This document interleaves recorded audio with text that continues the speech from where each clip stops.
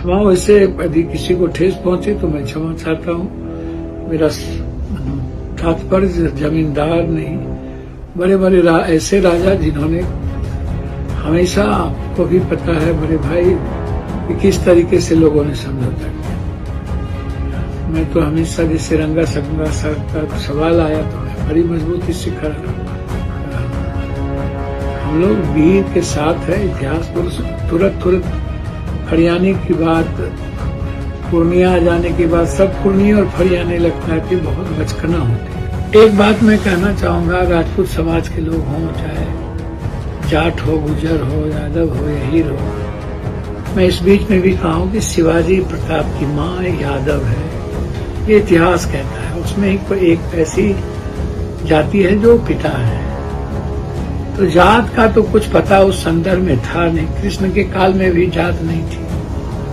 तो जात यदि कहें भी तो जो लोग अलग अलग अपने को समझते हैं, मैं तो नहीं समझता हूँ। मैं तो एक परिवार ही समझता हूँ। मेरे किसी भी बड़े भाई को मत ठेस पहुंचा, और हम फरियाने की बात तो करते ही नहीं है, न करेंगे। हमारे यहाँ परिवार के तरह तो क्या फरियाना है। क्या आप डर गए हैं पप्पू यादव? जी हां, पप्पू यादव ने लाइव आकर राजपूतों, भूमिहारों, जमींदारों से माफी मांगी है। दरअसल यह मामला तब आया जब वक्फ बिल पर सदन में पप्पू यादव को बोलने को कहा गया। पप्पू यादव आवेश में कुछ ऐसा कह गए जो शायद उन्हें नहीं कहना चाहिए था। हालांकि उन्होंने इस पर सफाई भी दी है। सदन में पप्पू यादव ने यहां तक कह दिया कि आदिवासी, गरीबों और महिलाओं का अधिकार तक जमींदार हड़प लेते थे।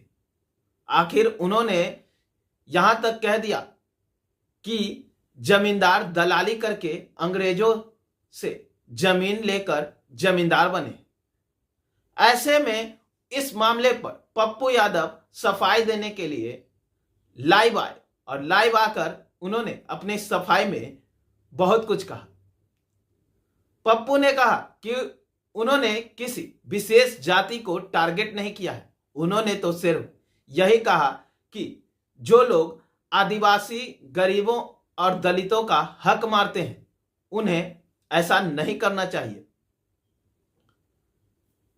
इसके बाद उन्होंने कहा कि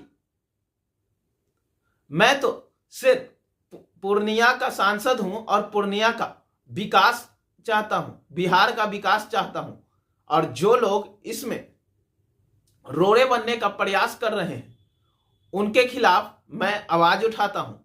साथ ही साथ उन्होंने कहा कि वक्फ बिल जो पास हुआ है यह मुसलमानों के हित में नहीं है, यह उनके धार्मिक और जो भी उनकी तरफ से कानून बनाए गए उसके यह खिलाफ है, यह वक्फ बिल। इस पर सरकार को फिर से सोचनी चाहिए।